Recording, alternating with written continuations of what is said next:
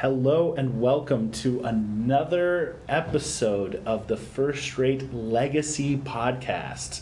We're talking about love, give, serve, and enjoy, the four core values here at First Rate, and it's always a pleasure to get to do that with people that work at First Rate and that I know so well, and get to kind of introduce their stories to all of our, thousands and thousands of listeners. I'm sure we've reached that point by now. Hopefully. We'll see. But anyways, I am so happy today to be joined by the one and only Emily Traxler. Emily? Who? No, that was... The one and only. You are the one and only. I am, indeed. Yeah. So it's great to have you here. As someone who's married to a Baylor Bear, I always appreciate the opportunity to converse with a Baylor Bear. Yeah, heck yeah, sick 'em. But know that they are the inferior former Baptist university, because Furman University, my alma mater, is clearly the better former Baptist university. What university? I've never heard of that one. I believe it's abbreviations I can't repeat on air, but it's Furman University. Yeah, BU, clearly a repeatable one. BU is repeatable, so we can allow that. But thank you for joining us. Absolutely, excited to be here. Yeah. And so for our listeners that don't know who you are, why don't you kind of tell us a little bit about yourself, your role here at First Rate, and how long you've been with First Rate? Yeah, so my name's Emily Traxler. I have been at First Rate for almost 11 years now. Today, I'm the Chief Revenue Officer at First Rate, so I run our marketing, business development, and sales teams, as well as our innovation process to build prototypes and take them to market. I have a wonderful husband, Chad Traxler, and a beautiful 2-year-old baby girl named Maggie, and we live in Houston, which we're going to talk a little bit about that Houston experience. Yeah, we are going to talk about that Houston experience quite a bit, because I also lived in Houston back in the day, and so I very much miss the food. I was born and raised in Dallas, so we always have that rivalry between the Metroplex and Houston. And I still think Dallas is better, but the food is better in Houston. So I'll give you that. Yeah, definitely. I grew up in Dallas as well. I didn't know there was a rivalry, though, until moving to Houston. And everyone in Houston thinks Dallas people don't like them. But I don't think people in Dallas necessarily think that about Houston. At least I never was brought up that way. I don't know. I was. Really? Yeah, the animosity was very apparent. It's really interesting, but I agree with you. The food is great. We live on the west side of town, and we love it. It's just a wonderful community. Yeah. And it is a wonderful place, but unfortunately, one of the drawbacks of living in that area is it is very prone to extreme weather. Yeah, you could say that. I learned that pretty quickly. Yes. And it's still a miracle to this day that my Prius that I had while I lived there didn't flood at any point in time. Yeah, just driving down the road. Just driving down the road in hard rains, but thankfully. Yeah. And so that's kind of what we're here to talk about today is you have a very unique story to tell about Harvey. And how First Rate was kind of a part of that. And so if you don't mind, kind of walk us through what, what your feelings were like when Harvey started, how it kind of happened to you, and then we'll kind of progress along. Yeah, so just a little bit of background. My husband and I, we obviously grew up in Dallas, as I mentioned, and we moved to Tulsa, Oklahoma right after getting married for my husband's job. He works for an oil and gas company. And we were asked to move down to Houston, relocation down to Houston for a new position within that company in about the May timeframe of 2017. I think that's seems so long ago, but also so short too. Yeah, that's when it happened. Yeah, so 2017 in the May timeframe, and we had such a hard time finding a home and figuring out where we wanted to live. We both had never really traveled to Houston, never really figured out what the next step was down there. And I just knew that I wanted Chad to be close because he had driven 45 minutes each way in Oklahoma and time commitment. As anyone knows in Houston, traffic is like LA. Yeah. Terrible. What would have been 45 minutes in Tulsa would have been two and a half 2 hours. Yeah, easily. Yeah. So I just knew we wanted to live close to his office. And fortunately for us, we found a home right, July 31st. It was my birthday. I remember we were closing on our home on my birthday. And we couldn't move in for, I don't know, I want to say like a week or 2 weeks. Mm-hmm. And we got down there, moved everything in, and Harvey happened. And Harvey was my first introduction to a hurricane. First of all, I just thought it was kind of rain and, never really experienced a lot of like the wind and, the tornadoes coming out of a hurricane. Yeah. Anything and everything down there. Yeah. And so for, I think it was about 5 days, it was just complete rain. In our neighborhood, we don't live in a floodplain. Our neighborhood is not required to have flood insurance. And we were new to this, like we didn't have a clue. And, Harvey happened, it was 5 days of just rain. I kind of look at like the Forrest Gump movie, if you've ever seen that, and you see all the different versions of rain that they're walking Vietnam. through. Yes, that they're walking through. That's kind of what it was like. It was just like every day a new style of rain. I've heard Houston compared to a lot of things, but I think that's the first time Vietnam. That was the best image I could give on that. But yeah, so lots of rain. And then on Sunday night, it might not have been Sunday night. I can't remember now, but the night before they released water, they came on the TV, and we live on the west side, and there's 2 dams, one north of us and one just a little bit west of us. And they said they're going to start releasing water because these dams are now full, and they're at risk of flooding the people on the backside of the dams. Which is really interesting because those people do have flood insurance, and it's in their title documents that they live in this flood zone. Yeah. So they started releasing water before that scheduled time too. So I want to say, we were watching the news at like 3 o'clock in the afternoon. They said next morning they would start releasing water. Well, around 5, I actually call Christy Kendrick, her father. He's a mentor of mine. And I called him, and Chris, for those that don't know, Christy works on my team at First Rate. Yeah. She's our database administrator. And I called him, and I just said, Craig, like he lived in New Orleans, so he had gone through hurricanes and experienced well-versed. Katrina, well-versed.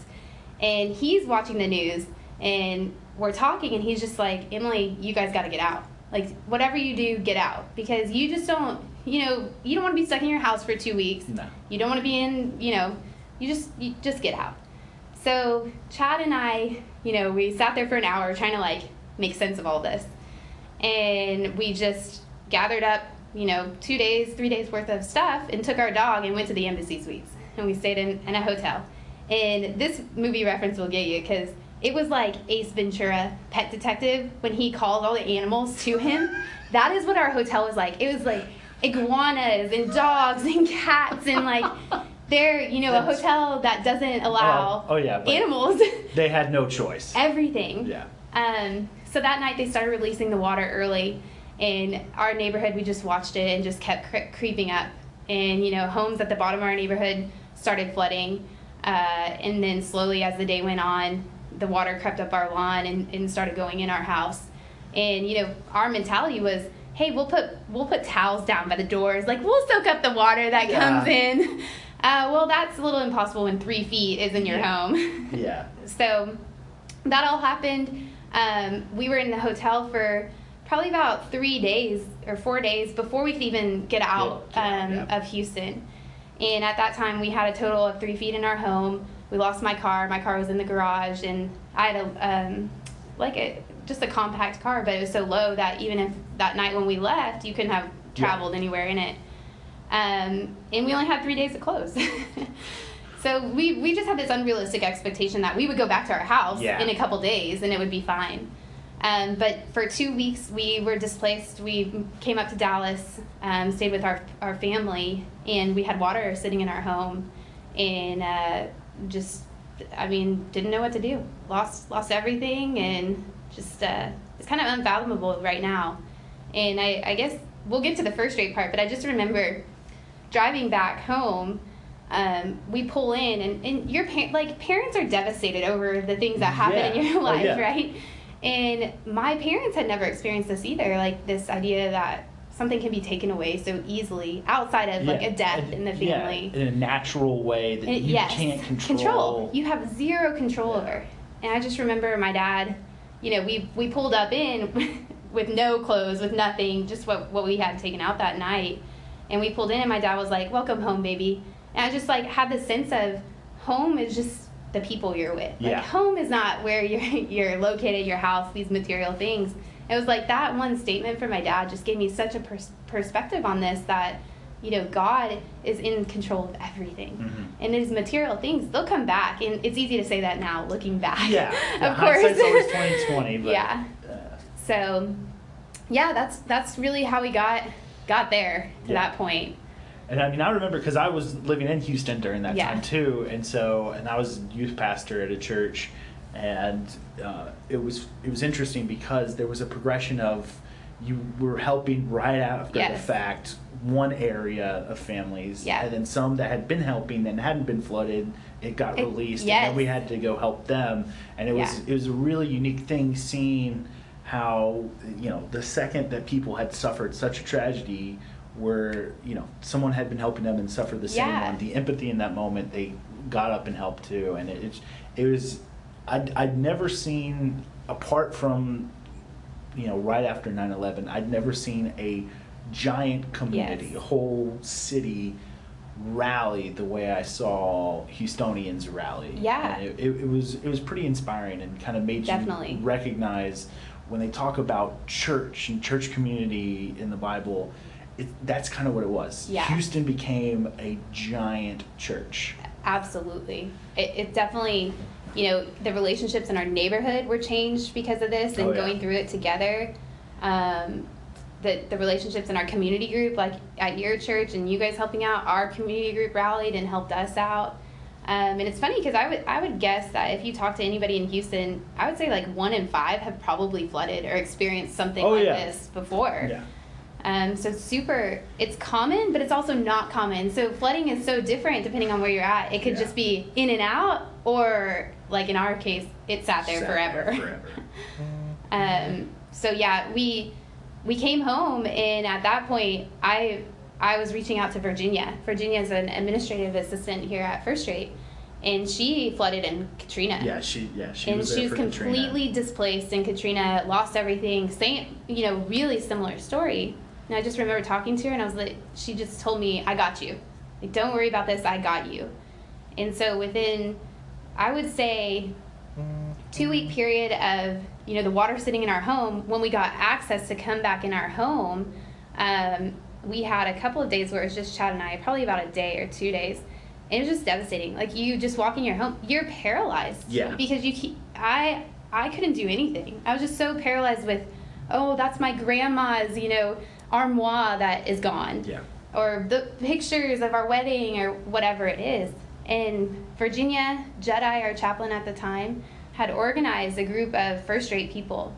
And what I want to say about First Rate, the people that, or even flooding in general, going through a hard time, the people you think are there, that will be there for you, are not necessarily the ones that show up all the time. So it's like building your community. Because the people that you work with every day that you're closest to, everyone has things, right? But these people that I wasn't necessarily close to at First Rate, they came. And it's just crazy. I was like, you don't owe me anything, and you're here, and you're digging through junk and sewage and whatever else is in that water to help me out. But I just remember standing on my front lawn with Virginia and Billy, her husband, and Virginia's just praying for me. She's just standing there, and I'm paralyzed. I can't do anything, and she's just praying for me because she lived it, she experienced it, and she was on the other side of it at that point. But the First Rate community rallied, and Bo McWilliams, who's the CTO at First Rate, he couldn't be there, but he had a friend in, I want to say Seattle or Oregon, send us it's called something crazy, but it's dehumidifier. It's like it's a dehumidifier, but it's almost like it takes mold spores out of the air. Oh, wow. So after you take down your home, you take out all the insulation and everything, you put this thing in there for 48 hours. You can't be in the home or anything. No. And it eats the mold spores. Wow. And this guy sent that to me from Seattle, Washington. That's crazy. And it shows up, and I would tell you that thing, probably 20 houses on our street use that one. Oh, yeah, that thing's worth its weight in gold. Oh, and it's expensive. Oh, It's just, those things started happening in this crazy way. People provided meals for us, everything. The first rate crew that came down, I think there were probably about 10 people. Marshall's dad, Blaine, Angela Bowdis, an administrative assistant, her daughter, her friend that was in town from Germany, came down. I mean, Molly Braden, Jedi, just so many people came to rally. And the funny thing is, at that time, you couldn't get a hotel. No. Because all the hotels were taken by all the displaced people.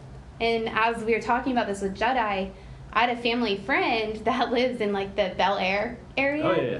Which is not close to, it's close relatively. But especially then, because so many of the roads and highways were flooded, and so it would, even in Houston traffic you thought was bad, it was exponentially worse because certain routes were blocked off. And they had, so this family friend had a home, and the first rate people were like, we don't care where we sleep, we'll sleep on the floor, they didn't have enough rooms, they didn't have enough beds. Yeah. And the first rate people showered there, they slept on the floor, this family provided all the meals. It was just God's grace was just so prevalent in everything that happened.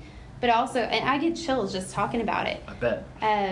But also just their grace to do that for us, and to be there for us, and the faith they had in rebuilding our community, and knowing this is a valley in our life, but we're gonna have a peak again eventually. Mm-hmm.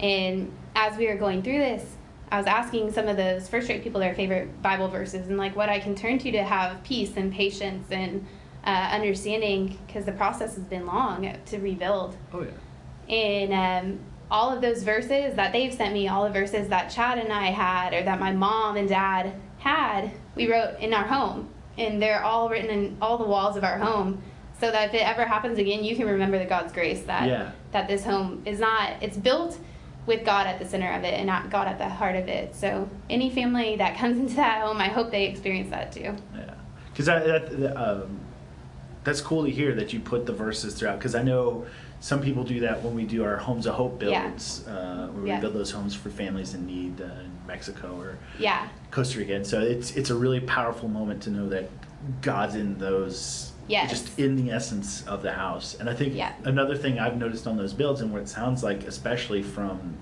everybody helping you, I've always been drawn to the verse that, where two or more gathered in my name, there I'll be. And without question, the first rate team gathering together for you, being there for you, God in that moment. Yes. It's just what transforms service into miracle. Yeah, absolutely. And, in the Bible it says God calls them by name. Mm-hmm. And we wrote every single person's name that, from the people that brought us food to the people that impacted everything that we went through. We wrote every single name in that house. So I just, I hope they all feel it. It's, sometimes we give and we don't understand what those people are receiving. And I just had a completely new perspective of giving, receiving, what a servant really meant, and how to do that for somebody else that did that for me. It's sad that such extreme circumstances are what are able to make both the giving and the serving more clearer for us, but that is definitely the case. I mean, I saw it throughout everyone in our church, and myself included. Thankfully, I wasn't affected, but you just saw the way people received your help. Yeah. That just something about it was different, and it just made it that much more powerful. And yes, absolutely. It's a tragedy that you never want to repeat, but you cling to the beautiful lessons that come out of it. They're painful but beautiful lessons. Yeah, absolutely. I'm just so grateful for that community, and again, our neighborhood too. Those people in our neighborhood, they all have similar stories to this. Their churches coming in, people impacting their lives, and it's so cool to hear that. You know, and even after you get all the destruction out of the way, you still have to rebuild. Yeah. Like it's still a process, and it took a long time, and we had a lot of heartache in that process too, and the insurance companies were not yeah, were not the funnest. yeah. And it's funny you mentioned insurance. So my best friend lives in Houston. Her name's Chelsea. And she had convinced Chad that no matter where you live in Houston, just buy flood insurance. Doesn't matter, just do it. Yeah. You know, it's $450, whatever it is. And when we had flooded, we didn't know. Like, I had no idea if we had, and I didn't even know there was such a thing as flood insurance. That's how naive I was. But what's funny is we had received in the mail, and it was sitting on our counter, our flood insurance policy. And our flood insurance had kicked on August 18th, and we flooded August 28th. Wow. And we were worried that it hadn't kicked up because a lot of, you know, insurance companies try to prevent people from buying flood insurance right before a hurricane. Yeah. So there's a 30-day kind of period that you purchase it, but it's not going into effect. Well, we luckily had an origination of a loan for a home.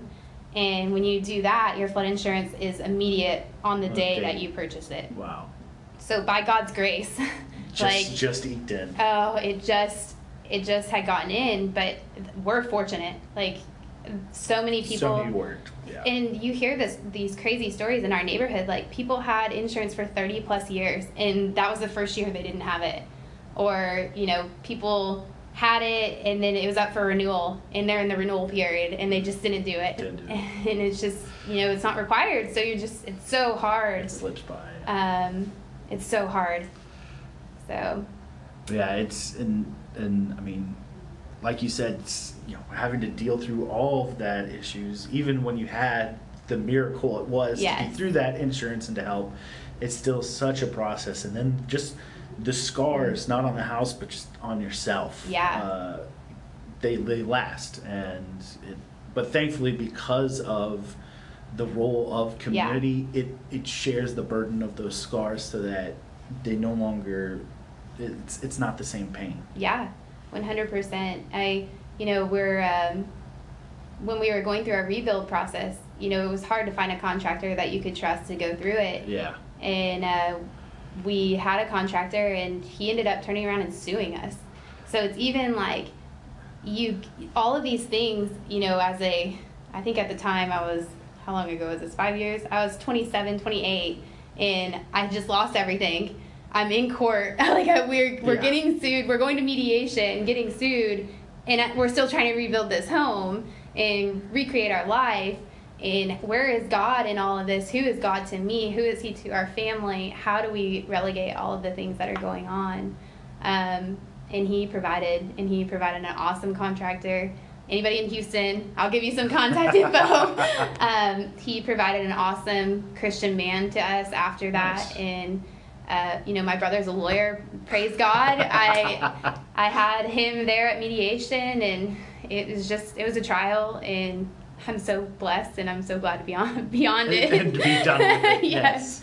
Yeah. And our home is beautiful, and we welcomed our daughter into that home. So now we have all of these memories that are so positive of this environment that we're in, this home that we're in, that we thought we were losing, and all of that. So now Maggie's first room is in that home, and all the firsts that she's had, her walk, her first word, all of that is in that home. So it's brought on a new memory. Yeah, it's just how love begets love. Yes, absolutely. A whole new love was helped born out of that. So. Absolutely. It's beautiful. It is beautiful. Well, thank you for sharing, and I mean, that's just a testament to show, you know, what makes First Rate unique. Yes. Because, like you said, it wasn't just first raters, it was friends of first raters. And it wasn't just people coming down from Arlington. You were getting help from Seattle. Yes.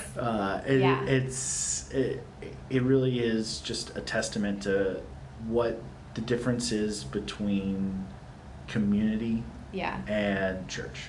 Absolutely. And this is a church. Yeah. We say business is a mission, but it's also business as a church. Yeah. And it's beautiful. And it is beautiful. Yeah. Well, thank you so much for Thanks for sharing having this me. and bringing up even with all the good, we still had to bring up the bad of having to relive that experience. I know it's not fun to talk about. Yeah. I'll end with a little bit of a joke. Okay. I mean, maybe not a joke, but a Well, little bit of a funny. Okay. So 3 years after Hurricane Harvey hit, and everyone in the neighborhood had pretty much rebuilt all the houses. A new family had come from Australia to move in, kind of into the oil and gas kind of community. Uh-huh. They're on rotation, and they came to like a neighborhood get together. And they introduced themselves, and then they introduced their kid, and they said, "This is our son Harvey," and no. everyone immediately, "Oh!" in the room, and you're just like, "We can't escape Harvey." That poor kid. But yeah, leave you guys with that. Yeah, that's I feel sorry for that kid. It's kind of like a friend of mine from church. Their daughter's named Rona, and man, that has not been the easiest transition right now. Poor child. Yeah. Poor thing. But anyways, thank you again for sharing. Blake. Always a pleasure, and thank you all for listening, making it all the way through to this. It's always a pleasure, and we hope you can catch us on the next episode of the First Rate Legacy Podcast. Thanks, and we'll see you later.